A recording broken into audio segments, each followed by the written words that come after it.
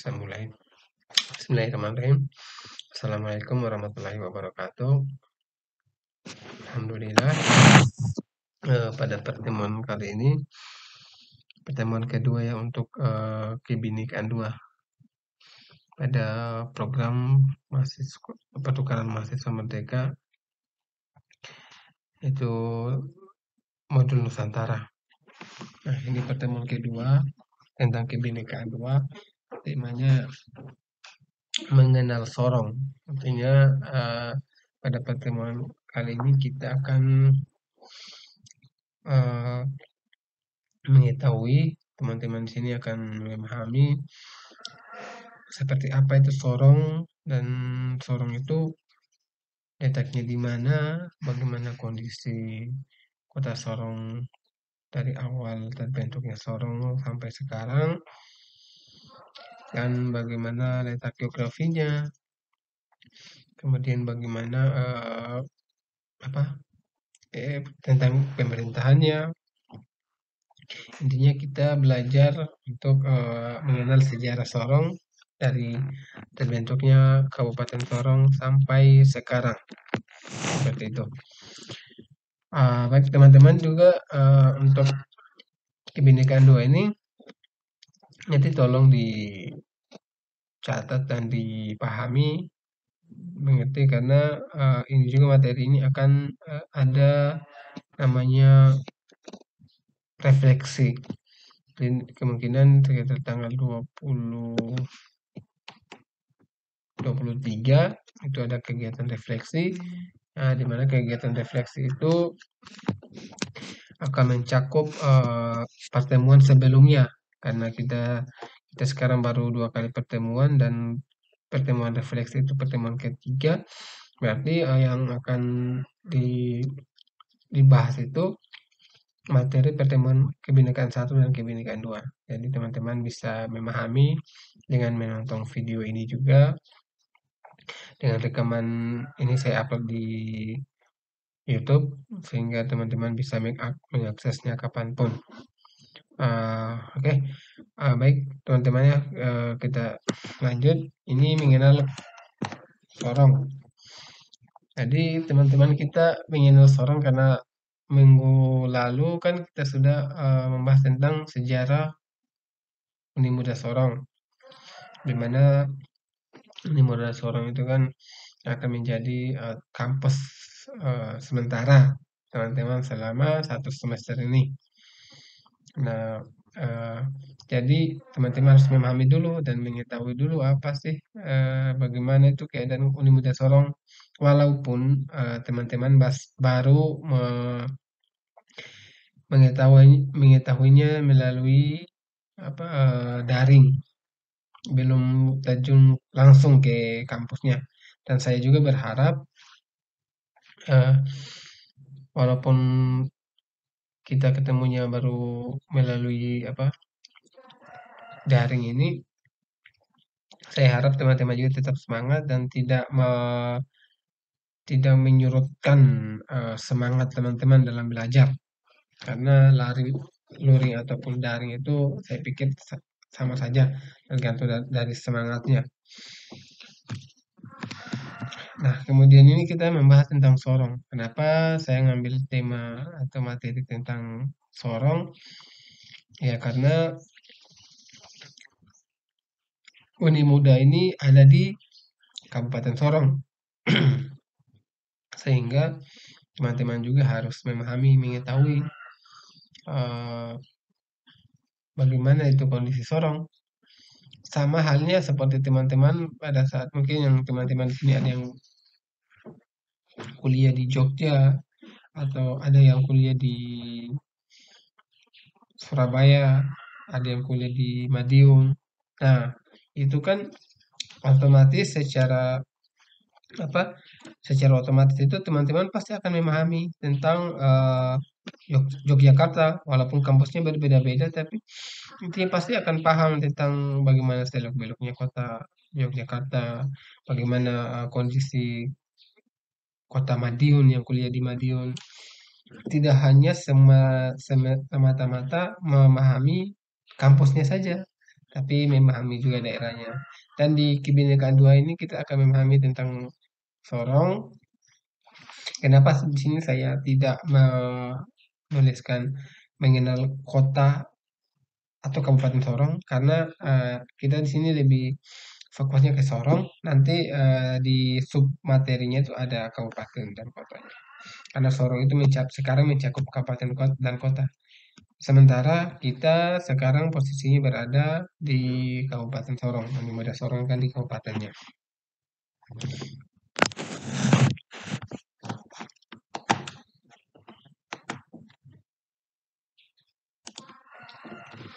Oke, di sini kita mulai dari penyebutan nama dulu. Nah, nama Sorong ini berasal dari kata Soren. Soren ya. Soren dalam bahasa Biak Numfor itu berarti laut apa ya? Laut yang dalam, laut dalam dan bergelombang. Ya, laut dalam dan bergelombang. Itu artinya Soren. Jadi kata Soren ini memang pertama kali digunakan oleh suku Biak ini, Biak Numfor. Suku Biak yang pada saat itu dia berlayar menggunakan perahu-perahu layar dari satu pulau ke pulau lain hingga sampailah dan menetap di Kepulauan Raja Ampat. Nah, suku Biak Numfor ini yang memberikan nama dengan eh, yang memberikan nama Sorong ini. Yang Sorong itu kan dulunya itu Daratan Maladum, tapi diberi nama oleh suku Biak ini Soren. Jadi daratan Maladum itu dia kayak pulau begitu, teman-teman. Tapi pulaunya ya nggak besar-besar amat. Cuman kan sekarang itu di Sorong itu ada Pulau Dum namanya. Ya, walaupun tepatnya berada di kota Sorong, cuman ini dia harus nyebrang pulau. Artinya kita harus melewati laut, naik apa ya orang Sorong bilang naik sampan kan, naik katingting kan. Untuk menggunakan perahu lah untuk menuju ke Pulau Dum itu. Nah, sekarang Pulau Dum itu adanya di Kota Sorong ya. Nah, jadi daratan Maladum itu yang apa disebut dengan Soren. Kemudian pada apa seiring dengan berjalannya waktu dengan masuknya orang-orang Tionghoa, orang misionaris kelat Eropa, orang Maluku, Sangir Laut, dan ya orang-orang yang berlayar, orang-orang yang berdagang di Soren ini dia apa apalagi namanya kayak ini seperti plesetan lah atau mungkin karena ini apa lidahnya kurang fasih menyebut Soren sehingga disebutlah dilafalkan Sorong. Mereka-mereka inilah yang menyebut apa yang menyebutkan Sorong pertama pada saat itu. Dilafalkan sorong, sorong, soreng, soren, soren, soren, sorong. Jadi kan jadi terbiasa sorong. Ya, seperti itu. Artinya ini apa? Plesetan penyebutan nama. Sehingga sampai sekarang kita mendengar orang sebut sorong, sorong, sorong. Nah, oh ya lanjut. Ini perlu perlu teman-teman ketahui bahwa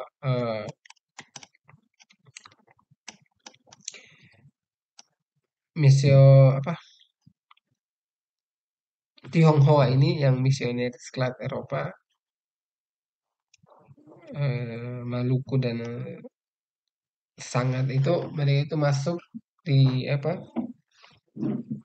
masuk di daratan Maladum ini itu untuk berdagang dan Belanda juga mereka masuk untuk berdagang kemudian dari mulai masuk ke Soren ini sehingga mereka sebagian besar itu mereka meng, apa menyebut Sorong itu sama kayak teman-teman kalau pernah baca atau pernah dengar cerita Google. Google itu kan eh, awalnya ketika membuat nama domainnya, eh, si pembuatnya ini menulis nama www.googol google.com. Nah, namun ketika salah ketiknya jadi Google, Google. Cuman ketika salah ketik dan dibaca, oh bagus juga nih Google ini. Ya udah Google aja gitu. Nah, ini sama kayak apa? Ini versi sorongnya itu seperti ini. Sorong aja udah. Karena udah familiar lagi karena apa biasanya pendatang-pendatang ini yang mereka menguasai pasar dan kebanyakan kan orang-orang komunikasinya di pasar, aktivitasnya di pasar, jadi dengar sorong jadi terbiasa. Awalnya soren menjadi sorong seperti itu. Ini untuk sejarah ini saya ambil dari web Pemda atau web resmi Papua Barat Kabupaten Sorong.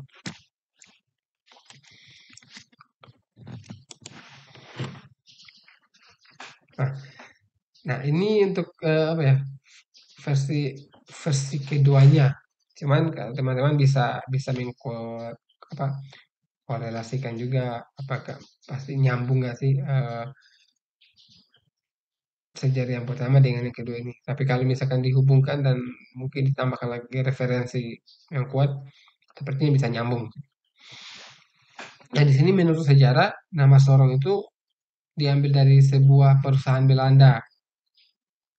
Nah, pada saat itu perusahaan Belanda itu diberikan otoritas atau wewenang lah untuk mengelola dan mengeksploitasi minyak di wilayah Sorong. Kita tahu sendiri bahwa Sorong itu adalah eh, kota minyak, daerah minyak, sehingga apa Belanda ini yang dipilih pemenang. Nah, pada saat itu perusahaannya itu namanya perusahaan Seismic Ordersud Oil New Guinea. Jadi S-nya itu seismic, OR-nya itu Ordersud, O-nya itu oil, N-nya itu new, G-nya itu Guinness. Sehingga disingkat menjadi Sorong seperti itu.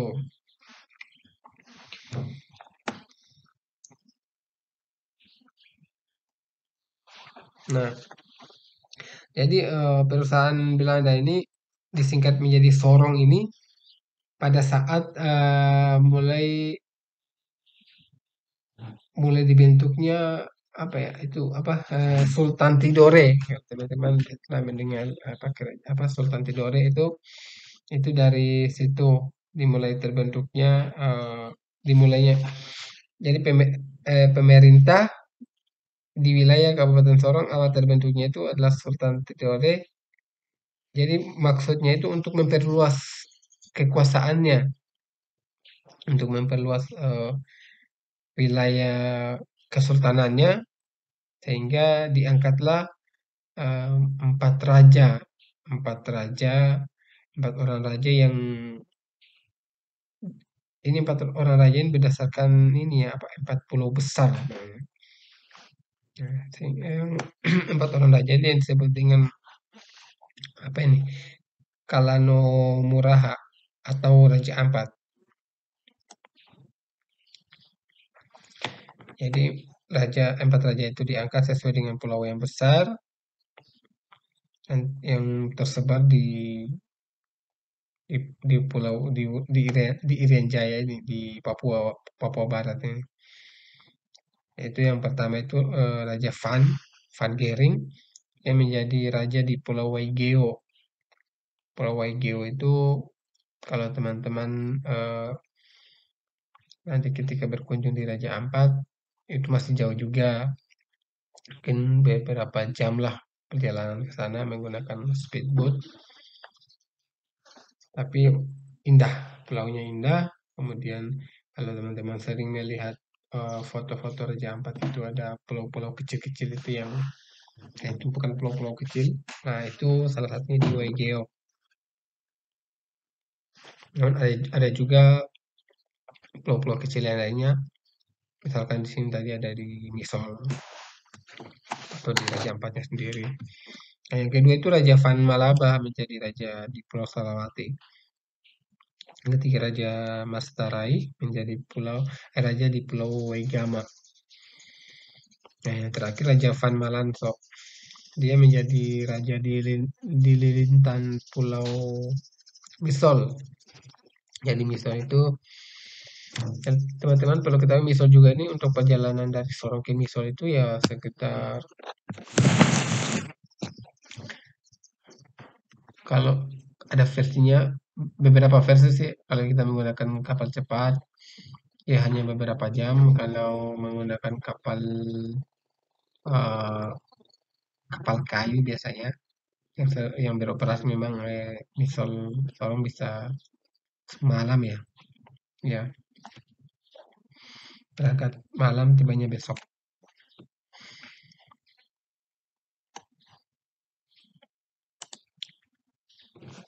Oke, berikutnya ini jadi Sorong itu masuk ke Indonesia setelah penyerahan atas Irian Barat. Irian Barat kepada pengusaha sementara Perserikatan Bangsa-Bangsa atau PBB ya, atau United Nation Temporary Executive atau UNTEA, itu pada tanggal 1 Oktober 1962 sampai dengan 1 Mei 1963 oleh bangsa Belanda. Jadi teman-teman dulu itu memang sebelum Papua Barat itu masih Pulau Papua. Kemudian dari Papua, sebelumnya juga menjadi dari Irian Jaya. Nah, sebelum dari Irian Jaya itu, inilah Irian Barat ini, Irian Barat. Jadi Irian Barat, Irian Jaya, Papua, dan dipecah lagi Papua dan Papua Barat. Yang dulunya sebelum Irian Barat ini teman-teman, dulu seperti yang Papua Nugini itu, karena Papua Nugini eh, membuat atau membentuk negara sendiri sehingga terpisahlah, berarti itu teman-teman.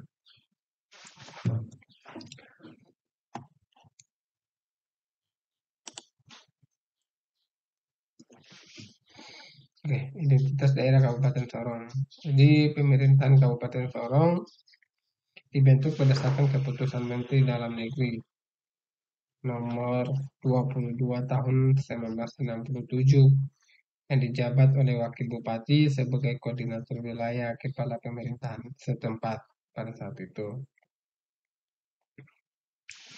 Jadi Sorong, Raja Ampat, Teminabuan, dan Ayamar itu dibentuk sebagai salah satu wilayah kabupaten administratif yang terpisah dari Manokwari. Jadi misalkan Sorong Kabupaten Sorong, Raja Ampat, Teminabuan, dan Ayamar. Jadi itu berdasarkan keputusan Menteri Dalam Negeri nomor 22 itu dibentuklah uh, wilayah administratif. Jadi ini terpisah dengan Manokwari karena Manokwari itu adalah di pulau sendiri juga. Namun masih dalam satu cakupan wilayah provinsi karena Papua Barat ini provinsinya Manokwari. Jadi bukan Sorong ya. Walaupun mungkin kalau kata orang-orang sih, karena saya juga belum pernah berkunjung ke Manokwari, tapi kalau kata orang-orang yang sudah pernah berkunjung ke Manokwari dan berkunjung ke Sorong, itu kotanya masih indah, masih bagus, dan perekonomiannya masih lebih maju kota Sorong ini daripada Manokwari, padahal ibu kota provinsi kalau dibandingkan.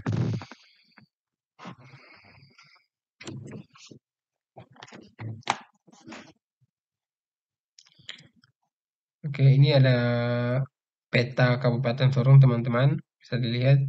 Jadi untuk Kabupaten Sorong ini ada petanya di pas kalau peta Papua itu di kepala burungnya, modelnya kan seperti kepala burung. Jadi dia pas di kepala burung, di kepalanya. Ini ada warna merah, itu Kabupaten Sorongnya. Untuk Papua Barat sendiri dia berada memang di kepala burung. Namun kalau teman-teman lihat ini, sebenarnya untuk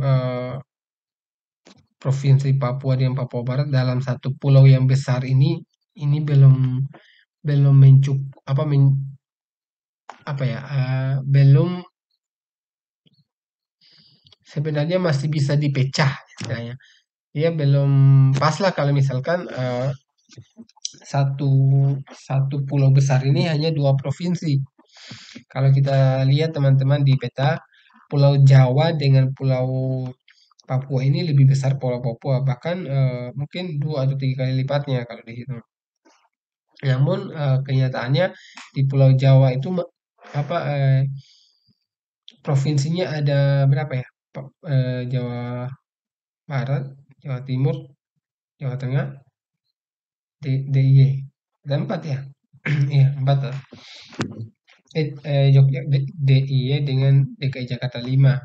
Sorry. Nah, Pulau Jawa yang sekecil itu saja dibanding dengan Pulau Papua, provinsinya ada 5. Bahkan mungkin apa kalau dibandingkan luas wilayahnya juga satu provinsi itu lebih besar Papua Barat ya. Namun mungkin ini pertimbangan pemerintah juga karena populasi di Jawa lebih banyak sehingga memang dibentuklah beberapa provinsi dibanding dengan provinsi Papua.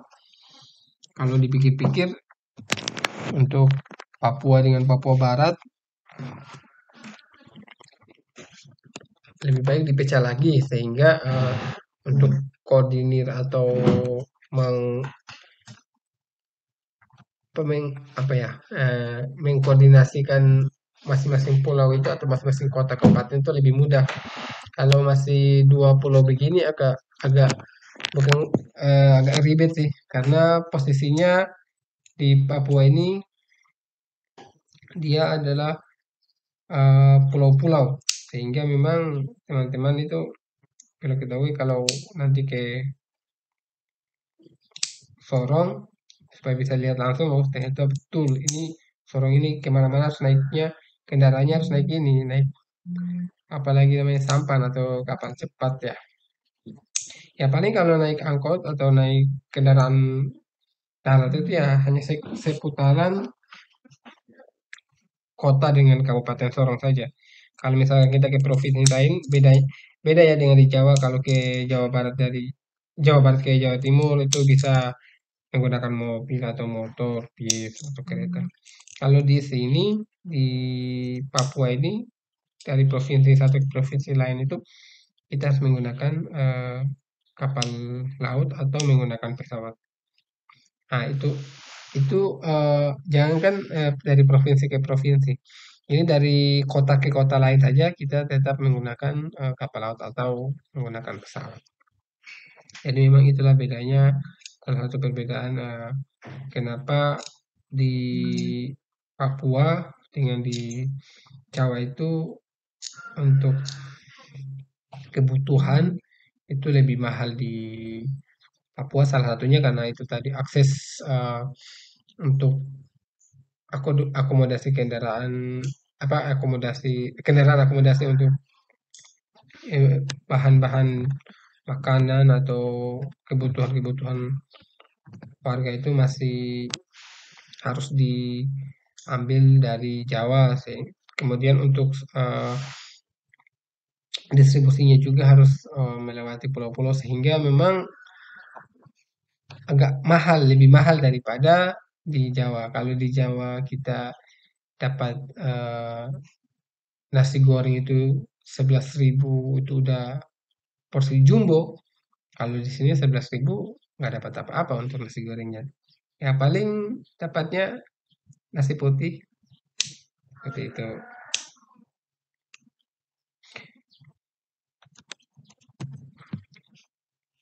Oke, kita lanjut ya.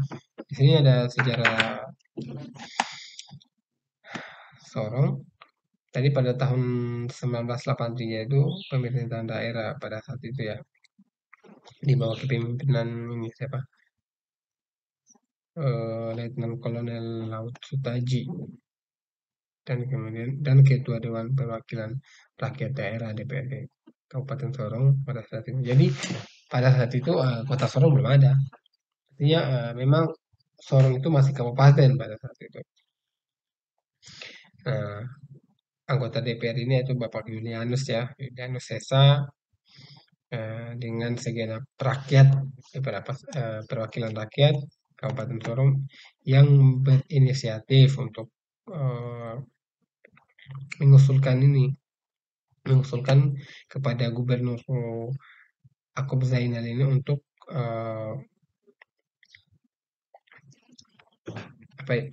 agar Sorong itu agar Kecamatan Sorong sebagai ibu kota Kabupaten Sorong. Dan pokoknya mereka ini berinisiatif untuk meningkatkan statusnya menjadi kota administratif.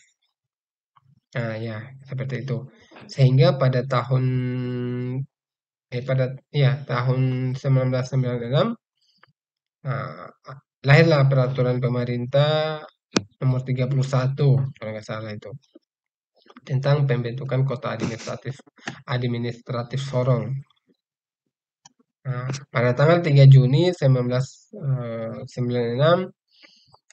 dilaksanakanlah peresmian kota administratif Sorong itu oleh Menteri Dalam Negeri pada saat itu Bapak Yogi S. Mehmet. Itu mengatasnamakan Presiden Republik Indonesia. Nah, pada saat 96 masih siapa presidennya. Oke, kemudian dalam perkembangannya penyelenggaraan pemerintah berdasarkan Undang-Undang Nomor 45 tahun 1999, kota administratif Sorong ditingkatkan menjadi kota otonom, yaitu kota Sorong. Jadi sudah mulai pecah nih kabupaten dengan kota. Nah, pada tanggal 21 Oktober 1999 bertempat di Jakarta pada saat itu dilakukanlah pelantikan penjabat wali kota Sorong. Wali kota Sorong pada saat itu Dr. Andus ya, J.A. Jumame ya. Nah, sehingga pada saat disitulah terpisahnya kota dengan Kabupaten Sorong. Itu sejarah terpisahnya kota dengan Kabupaten Sorong ya, teman-teman. 1999 teman-teman sudah lahir ya. Saya juga sudah lahir, sudah sekolah teman-teman.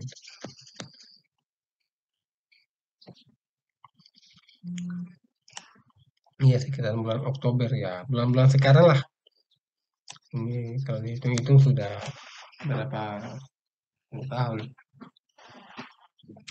Oke, ini ada video YouTube saya coba putarkan.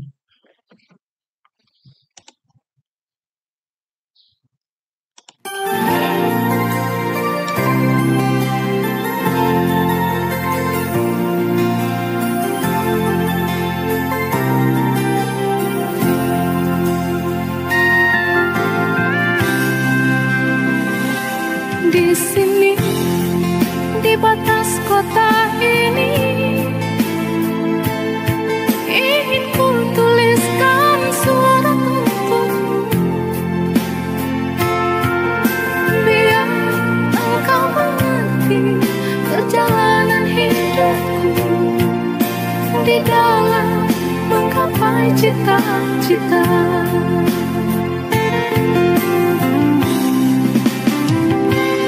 Rintangan yang datang silih berganti,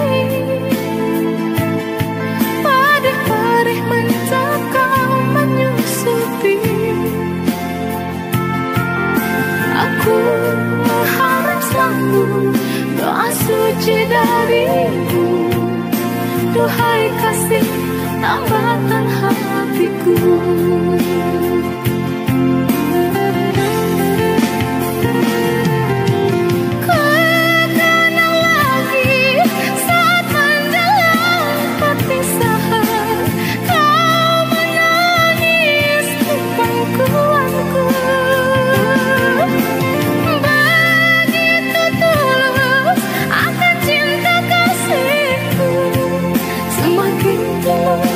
Aku mengenangmu.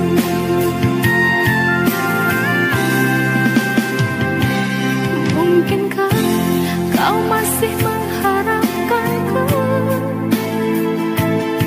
Kini tubuhku penuh dengan luka,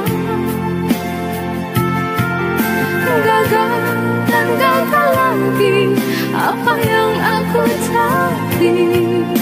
Tangis pedih tersimpan dalam hati.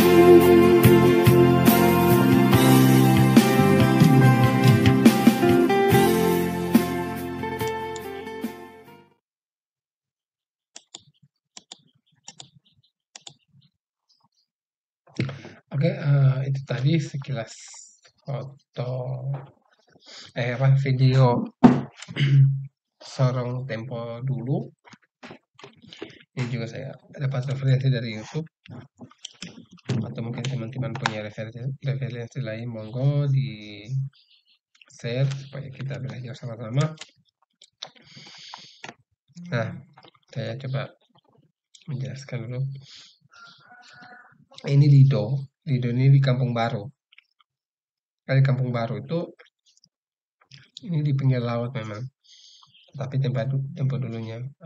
Tapi kalau teman-teman bisa lihat ini di belakang saya, kalau ini kan menghadap laut, kalau misalkan menghadap darat, videonya itu luas ya, cukup luas. Dan kalau teman-teman pernah lihat itu di Kampung Baru ini sangat rapi penataan rumah atau rumah-rumah penduduknya pada saat itu yang masih orang-orang Belanda, sangat rapi dan bagus lah. Mungkin teman-teman kan bisa membayangkan bangunan-bangunan Belanda dulu yang memang kokoh dan bagus ya arsitekturnya.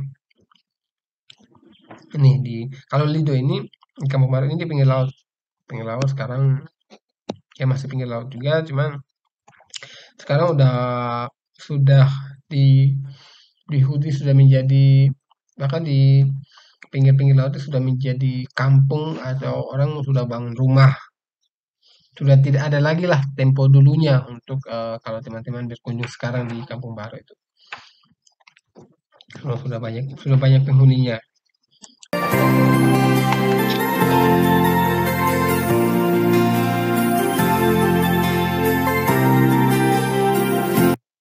Ini toko ABC, toko yang terlama, yang udah lama ini pada tempo dulu.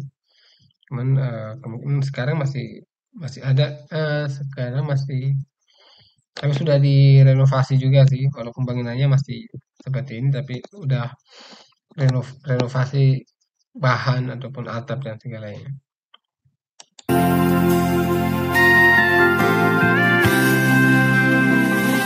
Nah, ini Pelabuhan Sorong. Ini kita lihat Pelabuhan Sorong ini sangat, apalagi bangunan-bangunannya ini bangunan-bangunan lama, namun sekarang sudah direnov dan sudah modern. Kemudian ini juga sudah dipagari, jadi pengunjung itu sudah dibatasi juga untuk masuk ke pelabuhan. Di sini, di batas kota ini. Ini SMP Negeri 1 Sorong. SMP Negeri 1. SMP ini kalau misalkan teman-teman berkunjung sekarang atau cari searching di Google, itu sudah tidak ada lagi bangunan seperti ini. Dan sudah bangunannya tinggi, kemudian hanya saja yang tidak berubah, tetapi bangunannya sudah pure renov semua, renov all. nggak ada lagi bangunan-bangunan peninggalan sejarah seperti itu. Karena memang sudah sangat, kalaupun juga dibiarkan sebagai bangunan sejarah itu takutnya akan berdampak ketika roboh mengakibatkan kerusakan dan berbahaya juga buat anak-anak sekolah. Ingin ku tuliskan surat untukmu, biar engkau. Nah, teman-teman perlu lihat ini. Ini tadi kan Lido itu gambaran apa ya? Nah, Kampung Baru. Nah, ini versi Kampung Baru dari atas ya. Kalau tadi kan hanya difotokan di depan pinggir lautnya. Ini versinya bagus, agak rapi dan masih rindang dengan pohon-pohon. Perjalanan hidup Tempatnya ini sangat rapi kan, kita lihat teman-teman, teratur, tertata, walaupun apa gambarnya kurang pecah, tapi kalau kita lihat dari sini rumah-rumahnya, bangunannya itu rapi dan tertata dengan indah seperti itu ya. di dalam menggapai cita-cita.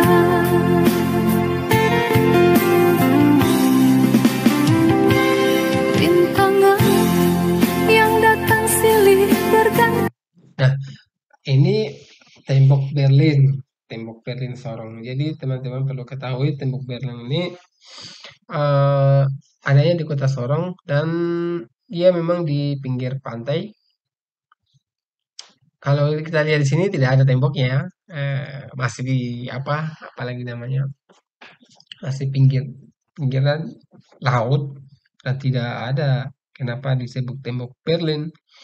Nah, kenapa disebut tembok Berlin? Karena memang sekarang itu eh, antara laut dengan jalan, karena memang jalannya itu kan ini kan hasil reklamasi juga sudah direklamasi, antara jalan dengan laut itu dipisah oleh tembok. Nah, tembok Berlin biasanya tembok Berlin itu menjadi tempat apa wisata wisata buat apa kaula muda atau orang tua juga ada banyak orang-orang Sorong sering berkunjung atau bertamasya berwisata di tembok Berlin karena di sampingnya di pinggirannya laut dan di belakang tembok itu udah jalan-jalan besar ya.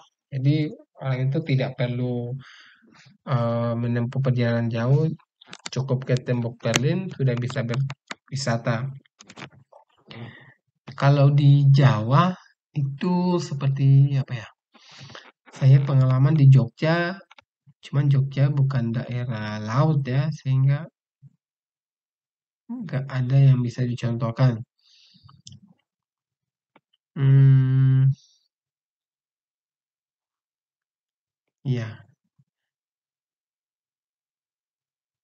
Atau ini, kalau teman-teman yang pernah ke Ancol, Pantai Ancol itu modelnya seperti itu. Di pantai itu ada tempat-tempat untuk duduk yang di pinggir kayak di samping trotoar lah begitu. Itu ada tempat untuk duduk nongkrong. Nah, di sebelahnya kan udah laut dan di sampingnya itu jalan jalan besar. Cuman kalau di Pantai Ancol itu apa temboknya agak kecil ya, nggak besar. Kalau di tembok Berlin ini ya lumayan besar juga dan tinggi. Karena memang untuk pemisah antara laut dengan eh, jalanan seperti itu. Padeh-padeh mencakap menyusupi. Aku harap selalu. Nah, ini teman-teman lihat Halte Dome tadi yang saya sebutkan di awal itu daratan Maladum. Ini Halte Dome-nya untuk jadi Halte Dome ini tempat ini apa kita mau ke Pulau Dum itu untuk menyeberang ke Pulau Dum. Halte Dome daratan Maladum. Doa suci darimu duhai kasih tambatan hatiku. Nah, ini pelabuhan Tempo dulu. Di pelabuhannya langsung. Kalau sekarang sudah diperluas dan sudah besar ya.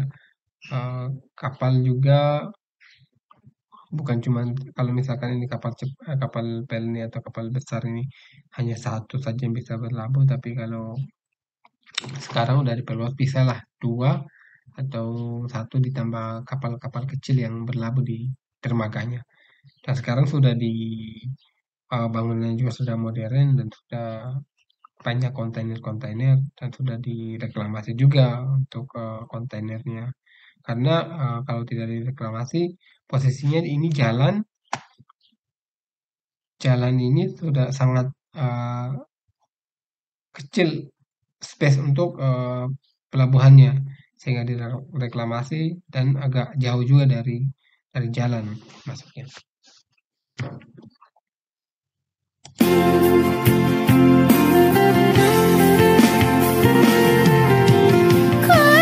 Nah, ini tembok Berlin tadi yang sudah dibahas sebelumnya. Kalau kita lihat di sini masih masih ada pohon-pohon ya, teman-teman. Di sini juga ada batu-batunya masih kelihatan. Tapi kalau sekarang teman-teman nanti kalau misalkan sudah ke Sorong, kita bisa akan berkunjung ke tembok Berlin untuk melihat-lihat. Nah, itu sudah dibangun tembok tinggi sehingga nggak ada lagi daratan yang langsung ke laut itu. Sudah dihalangi oleh tembok dan tidak ada lagi pohon-pohon yang hijau seperti itu, teman-teman.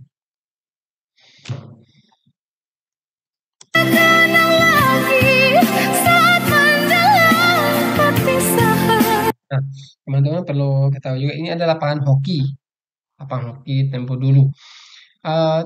Lapangan hoki ini tempatnya masih di tembok Berlin tadi. Jadi kan laut, tembok, jalan besar, baru di sebelahnya itu lapangan hoki. Nah, lapangan hoki itu lapangan untuk bermain bola, biasa juga digunakan untuk untuk kampanye atau biasa juga untuk pertemuan-pertemuan skala besar. Nah, di situ juga bukan cuma lapangan bola saja yang disediakan, ada juga lapangan bola basketnya, kemudian tenis lapangan, ada juga voli. Jadi olahraga outdoor ya ada tersedia di lapangan hoki ini. Jadi lapangan hoki ini orang-orang kalau sore hari itu biasa berolahraga banyak. Jadi memang kenapa di situ menjadi tempat wisata yang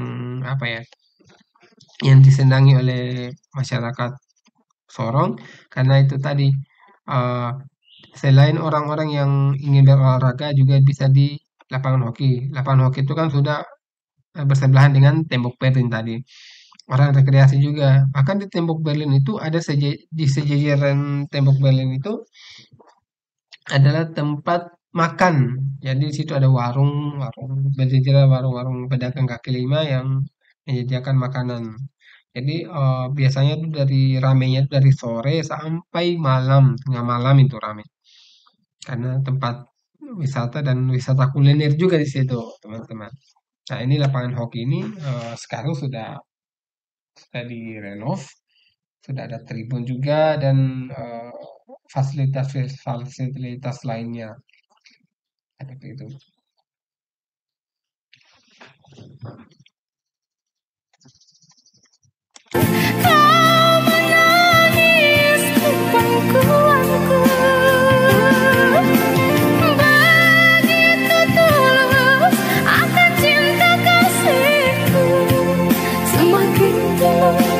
Aku mengenangmu.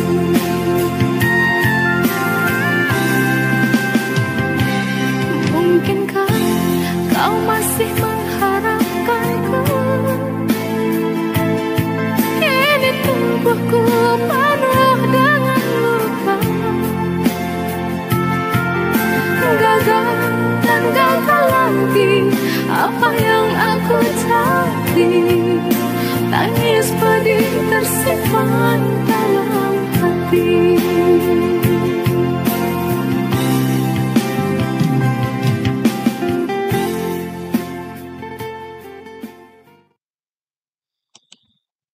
Oke, itu sekilas tentang Sorong Tempo Dulu. Semoga teman-teman bisa menambah wawasan dan bisa menambah pengetahuan tentang Sorong. Walaupun memang pasti banyak kekurangannya lah kalau dipikir. Karena di Sorong ini belum ada tempat museum sejarah seperti itu. Jadi kalau seperti mungkin di Jawa itu sudah ada museum untuk sejarah-sejarah. Bahkan di Jogja itu ada museum Merapi ya, Gunung Merapi. Kita bisa eh, ada apa ya, simulasi atau ya simulasi kejadian meletusnya Gunung Merapi pada dari setiap tahun setiap kejadian meletusnya Gunung Merapi yang besar itu selalu dibuat simulasinya sehingga kita bisa kayak merasakan ya, oh terjadi apa letusan Gunung Merapi seperti ini. Gitu. Cuman kalau di Sorong kami belum menemukan juga untuk museum-museum untuk peninggalan-peninggalan atau untuk tempat-tempat bersejarah atau peninggalan sejarah di Sorong. Baik teman-teman, kita lanjut nah ini ada peta Kabupaten Sorong. Kita beralih ke kabupatennya ya. Saya coba carikan dulu.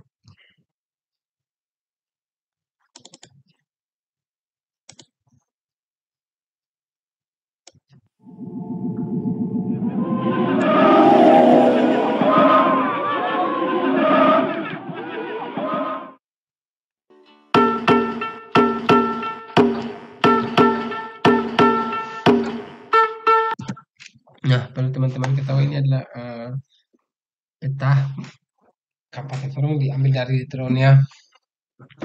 Dan ini diambil oleh mahasiswa saya juga kebetulan, mahasiswa TI. Cuman dia lagi ngadain project untuk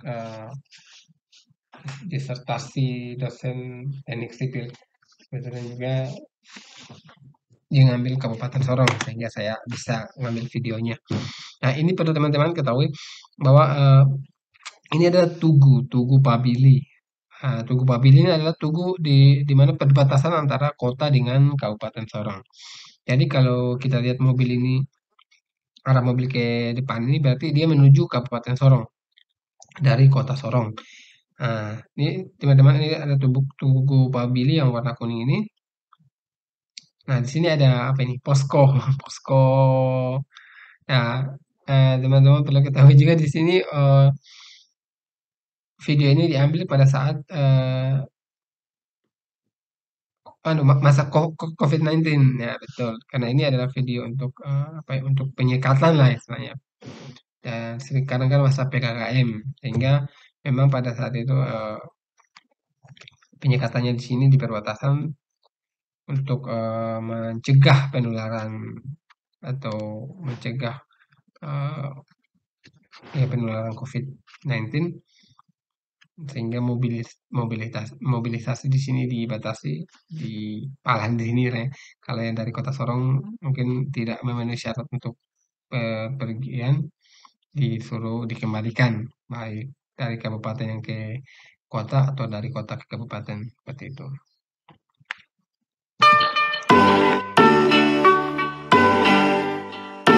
Nah, ini perlu teman-teman ada lapangan alun-alun dan alun-alun Kabupaten Sorong. Jadi ini juga ada Polres Kota Sorong. Nah, alun-alun ini tepatnya di pusat kota Sorong. Oh ya, sorry maaf. Tepatnya di pusat Kabupaten Sorong. Alun-alun ya sangat luas. Ini kalau lapangan bola kalah 2 kali lapangan bola, saya. Luas, cukup luas dan sekarang alun-alunnya itu sudah direnovasi. Kemudian kalau teman-teman perlu ketahui arsitekturnya itu Bapak Ridwan Kamil, Gubernur Jawa Barat.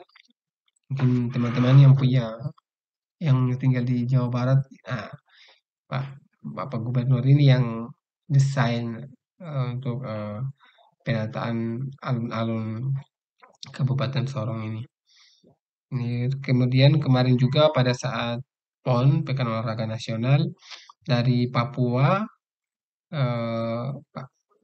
Pak Ridwan Kamil bersama istrinya ya, dia berkunjung ke Kabupaten Sorong ini untuk meresmikan alun-alun Kabupaten Sorong ini, dan memang diresmikan bulan lalu, bulan September, Oktober, ya September.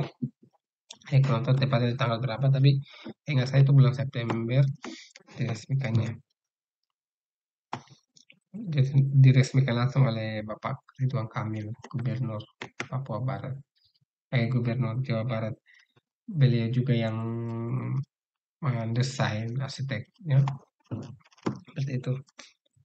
Jadi alun-alun ini teman-teman di sini menjadi pusat wisata juga untuk Kabupaten Sorong. Kalau tadi di Kota Sorong itu ada Tembok Berlin, ada lapangan hoki.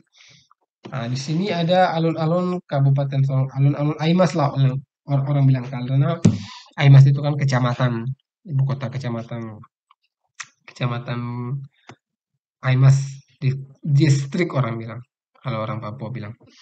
Nah, alun-alun ini banyak juga fasilitasnya, fasilitas olahraga, apalagi di sini apa, ada lapangan basketnya, orang juga bisa lari. Makanya lapangan ini memang difasilitasi untuk olahraga outdoor juga. Jadi Kabupaten Sorong tidak mau kalah juga dengan Kota Sorong, seperti itu. Misalnya ini bersaing bersaing bersaing melihatkan prestasinya masing-masing wilayah. Seperti itu teman-teman. Kemudian di sini tadi ada Polres juga berdampingan, dan ini memang di pusat kota, pusat pusat iya pusat kota di Kabupaten Sorong.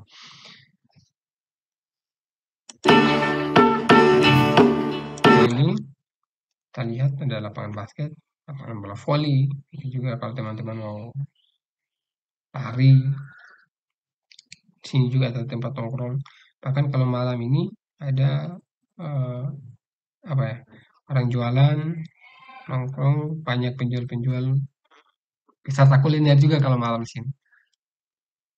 Biasa juga kalau di sini ada untuk upacara-upacara besar, upacara 17-an, upacara eh, yang orasi-orasi partai atau kampanye biasa juga di alun-alun, karena memang luas teman-teman.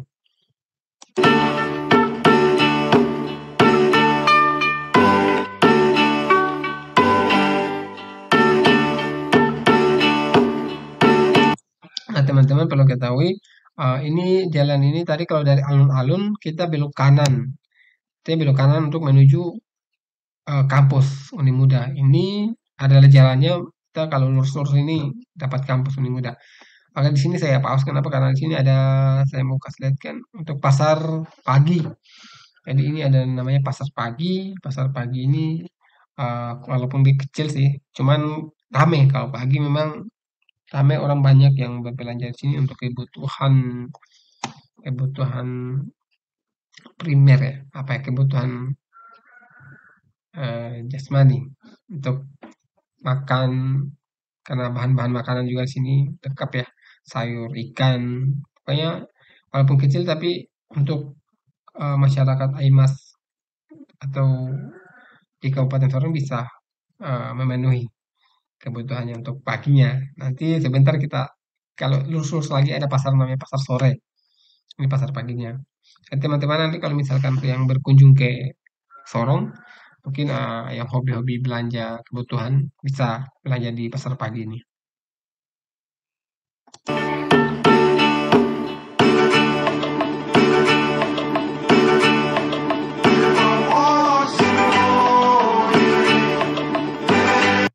Nah, ini pasar sorenya.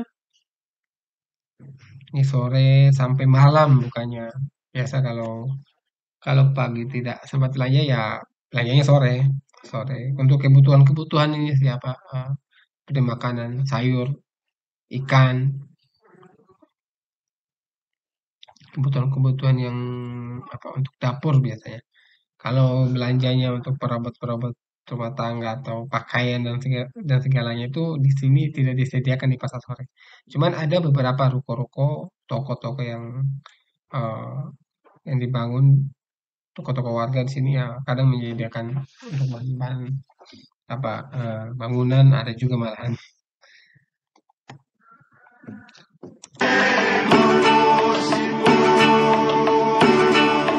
Oke, ini teman-teman SMK Muhammadiyah Aimas, ya SMK Muhammadiyah, tepatnya di persimpangan untuk menuju Uni Muda.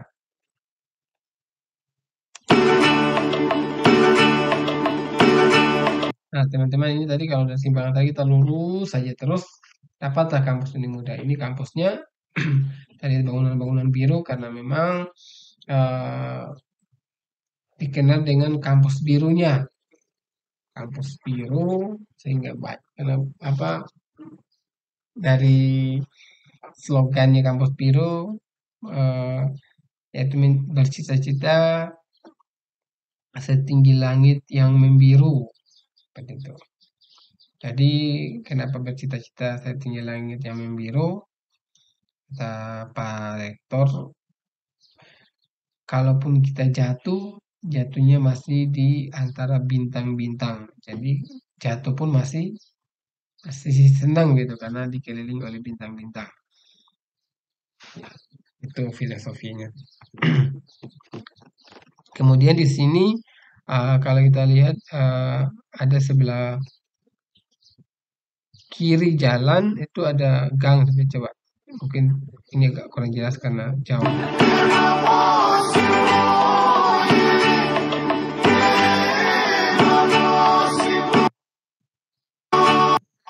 Jadi ini ada bangunan sebelah kiri. Ini adalah masih bangunan kampus. Kalau yang rumah-rumah ini ada rumah-rumah warga juga sebagian. Cuman untuk nanti teman-teman kalau misalkan yang udah berangkat ke Sorong atau yang rencana ke Sorong itu, teman-teman kemungkinan akan diinapkan di apartemen Uni Muda. Tepatnya di kiri jalan, ya dari jalan besar ini sekitar 100 meter lah. Masih bisa kok ditempuh dengan jalan kaki. Itu nanti di apartemen, teman-teman semua akan tinggalnya di situ. Dan saya juga tinggalnya di sebelah apartemen, tidak jauh dari situ. Bisalah kalau misalkan teman-teman ada perlu sesuatu bisa nanti kita bisa bantu seperti itu ya teman-teman.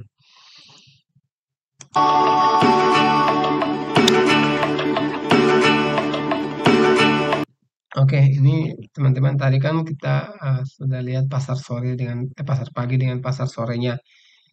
Nah, kenapa pasar sore dengan pasar paginya ramai terus? Karena pasar induknya itu belum beroperasi. Ini disebut pasar baru karena memang baru dibuka dan baru perencanaan untuk pasar induk di Kabupaten Sorong. Tapi perlu teman-teman ketahui di sini bahwa pasar induknya ini cukup dan sangat besar ya, luas tempatnya.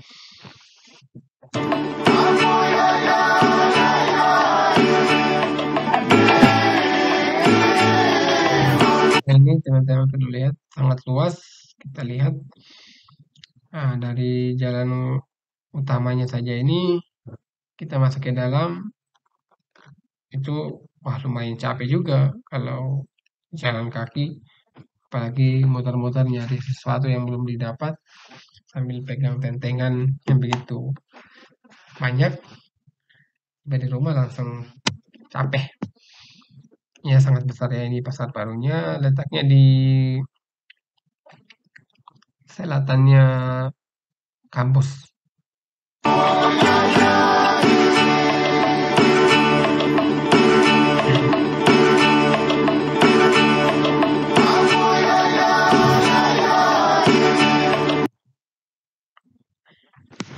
Oke, ini ada hotel Aimas Convention Center, kemudian ada gedung Aimas. Convention Center atau di gedung ACC ya. Jadi gedung ini dan hotel ini tepatnya tidak jauh dari alun-alun tadi, ya sekitar 2 kilo lah. Tapi dia jalurnya beda. Kalau tadi dari alun-alun kita ke kampus itu belok kanan, kalau ke gedung ACC ini dia lurus saja, lurus sampai dapat ini. Dan ini juga tidak jauh dari Tugu Merah, Tugu Merah teman-teman ya.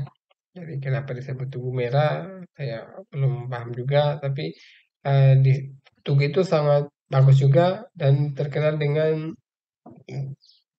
simpang enamnya. Jadi di Tugu itu menghubungkan ada jalur, ada simpang enam ada dari kota, dari SP, pokoknya dari beberapa daerah.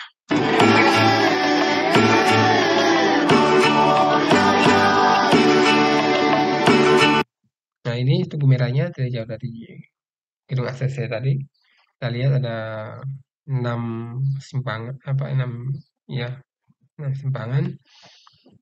Jadi memang ini menghubungkan beberapa daerah, ada yang menghubungkan Sorong Selatan, menghubungkan kota Sorong, ada yang arah ke rumah sakit, bahkan ada yang ke SP, ya berada di simpang 5. Kalau simpang 6, sorry. Ini kan simpang 6. Saya pernah berkunjung ke Semarang, itu adanya simpang 5. Sini ya, simpang 5 Semarang ya. Jadi masih kalah banyak dengan simpang 6 ini. Seperti itu.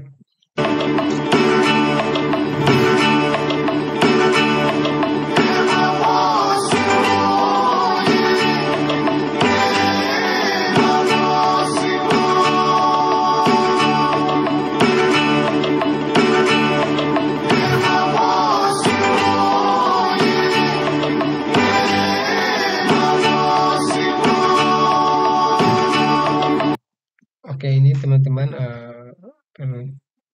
teman-teman ketahui juga ini ada jalan para wisata. Jadi jalan ini memang masih baru beberapa tahun dibuka dan baru beberapa tahun dibuka sudah sangat banyak penggemarnya. Artinya kenapa banyak penggemarnya? Terutama ini kalau golongan anak-anak muda atau anak-anak milenial. Kenapa? Karena ini tempat jalan para wisata ini disediakan untuk berwisata memang. Jadi kalau teman-teman ke Sorong bisa main-main ke sini berolahraga juga atau nongkrong, disediakan juga tempat-tempat duduknya. Kemudian untuk apa ya? Untuk olahraga outdoor juga di sini. Biasanya di sini yang digunakan itu lari, kemudian goes, bersepeda juga, atau ada juga yang biasa mereka teman-teman kalau orang-orang di sini kan hobinya dance juga, mereka biasa latihan di sini di pariwisata ini, di jalan pariwisata. Nah, di sini bagusnya jalan ini tidak bisa dilalui oleh mobil truk. Artinya mobil ketinggian dari 1,5 meter kalau nggak salah. 1 meter, antara 1 atau 2 meter. 2 meter itu tinggi. Ya, kalau 2 meter lebih itu 1,5 meter lebih itu udah nggak bisa lewat mobil karena memang jalan aksesnya itu udah dipalang sama portal ya. Jadi mobil-mobil yang pendek aja yang bisa masuk atau motor seperti itu. Karena kalau misalkan ada trek-trek perusahaan lewat itu biasanya ini apa tidak ada kenyamanan gitu kita nongkrong karena debu, bising itu yang membuat dipalangnya itu jalan oleh pemerintah. Namun pas dipalang gitu ya orang-orang nyaman, banyak yang mengunjungi tempat-tempat wisata ini.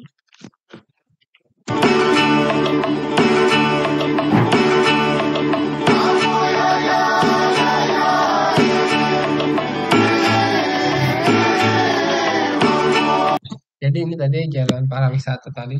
Jadi kalau kita lihat ini lurus-lurus jalan para wisata ini kalau lurus terus ini kita dapat laut pas di laut. Cuman karena memang akses jalan ke sana juga belum dibuat, hanya sampai di jalan besarnya, jalan kontainer orang bilang. Kalau sudah lewat jalan sana sudah nggak ada lagi jalan untuk bisa diakses. Jadi jalan para wisata ini tembusnya di hutan bakau sampai di lautnya. Kita lihat.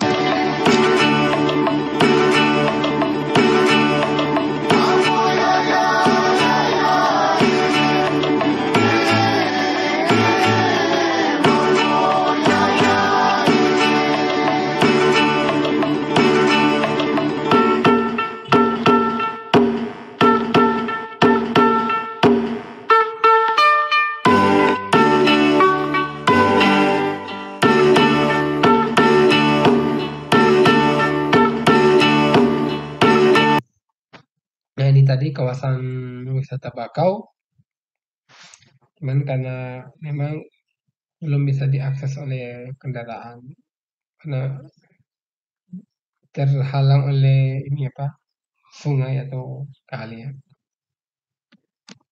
Tapi kalau lurus-lurus terus ini kita langsung ke laut lepas.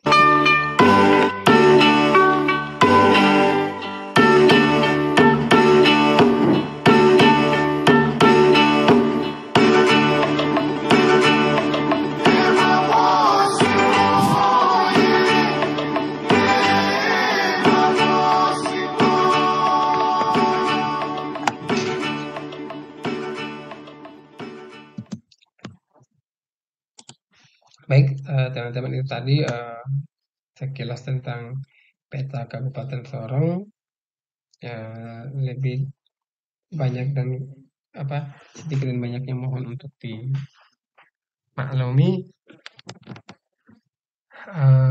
Oke, teman-teman.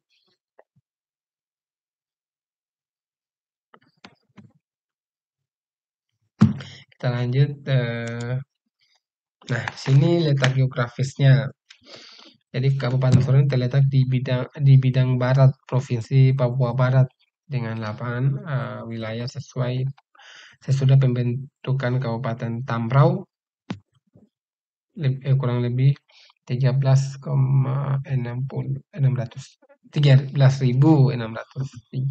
km yang terbagi dalam wilayah daratan seluas 8.457 km dan wilayah lautnya 5.146 km. Nah, di sini teman-teman perlu ketahui kalau luas 8.000 itu ini Kabupaten Sorong lebih luas. Kabupaten Sorong kalau dilihat daripada kota, yang memang kota Sorong kecil. 8.000 km kalau kita berkendara kecepatan 1000 meter per jam, 1000 km, 1000 km per jam, itu ya untuk bisa mencapai daratan Kabupaten Sorong ya sekitar 8 jam setengah lah. Kalau 8.400 ini. Ya, kurang lebih 8 jaman lewat. 8 jaman lebih lah. Untuk bisa mencakup Kabupaten Sorong ini. Seperti itu. Nah, di sini juga untuk kedudukan geografisnya. Nah, di sini juga ada lihat wilayah administrasi pemerintahannya terdiri dari 19 distrik. Cuman ini distrik ini teman-teman kalau di Jawa biasanya kecamatan ya. Di sini kami sebutnya distrik. Kemudian 18 kelurahan dan 145 desa atau kampung. Seperti itu teman-teman. Nah, di sini juga batasan administratif Kabupaten Sorong itu Samudra Pasifik di sebelah utaranya, Samudra Pasifik, dan Selat Dampir. Nah, sebelah timurnya Kabupaten Tambrau dan Kabupaten Sorong Selatan. Sebelah selatannya ada Laut Seram di Maluku. Kemudian sebelah baratnya Kota Sorong dan Raja Ampat, dan juga sambungan dari Laut Saram tadi. Oke, ini ada pemerintahan teman-teman di sini untuk urutan kepala atau bupati dari mulai tahun 1963 sampai sekarang ada 11 kali 11 kali pergantian kepala daerah. Sebenarnya ada 13 sih kalau nggak salah. Cuman ada dua itu sebagai PLT sementara pada saat pemerintahan Stefanus Malak. Dia masuk periode kedua itu untuk PLT sementaranya dijabat oleh Musa Kamudi, Dr. Musa Kamudi. Kemudian pada saat pergantian bupati juga dari Stefanus Malak ke Joni Kamuru itu untuk PLT-nya itu Muhammad Said Noer. Sehingga memang sebenarnya ada 13 ya teman-teman. Baik, ini ada sejarah visi misinya. Visi misinya ya Kabupaten Sorong untuk visinya Kabupaten Sorong maju bersama rakyat, cerdas, sehat dan sejahtera 2022. Oke, misinya ini membangun infrastruktur dasar dan infrastruktur ekonomi pedesaan dan perkotaan. Ini sementara tahap ya, memang sementara pembangunan juga. Kemudian mengembangkan SDM yang cerdas dan sehat, memiliki daya saing tinggi.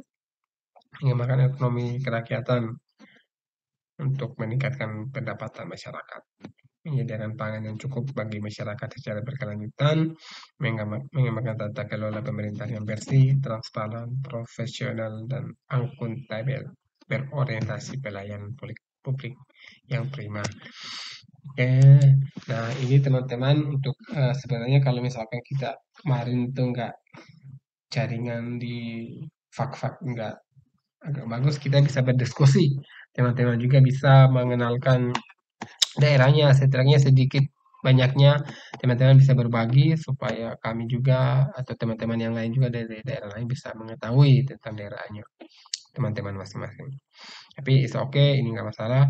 Nanti kita bisa agendakan di lain waktu pada saat mungkin bisa pertemuan berikutnya atau teman-teman ketika berkunjung di Sorong atau di Uni Muda ini. Seperti itu teman-teman. Oke, ini referensinya bisa juga diakses dan saya sudah upload juga untuk materi Kebinekaan 2 ini. Semoga bisa mendapatkan pengetahuan dan ilmunya juga bisa berkah. Ya teman-teman, mungkin itu yang bisa saya sampaikan untuk Kebinekaan 2 ini. Semoga dapat bermanfaat. Lebih dan kurangnya mohon saya dimaafkan.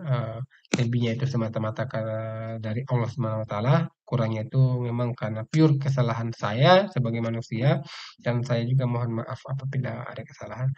Nah, baik teman-teman, untuk pertemuan kali ini saya akhiri dengan lafal hamdalah, alhamdulillahirabbil alamin. Assalamualaikum. Wabillahi taufiq wal hidayah. Assalamualaikum warahmatullahi wabarakatuh.